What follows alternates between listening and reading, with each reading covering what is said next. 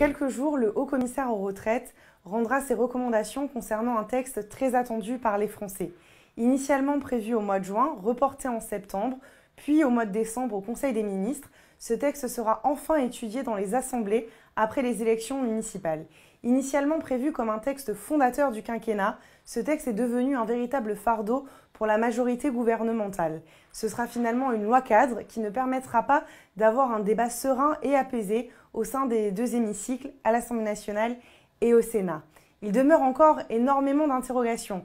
Le Haut-Commissaire aux retraites a évoqué un âge pivot à 62 ans lorsque le Premier ministre, lui, parle d'un âge d'équilibre pour un départ en retraite à 64 ans. Finalement, cette réforme, c'est simplement une manière déguisée de dire que l'âge de départ à la retraite sera reporté à 64 ans. D'autres interrogations demeurent, notamment concernant la pénibilité ou les métiers à risque.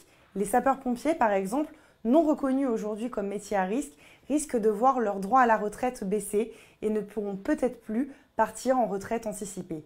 Il reste également des interrogations, notamment concernant les pensions de réversion. En bref, c'est une affaire à suivre.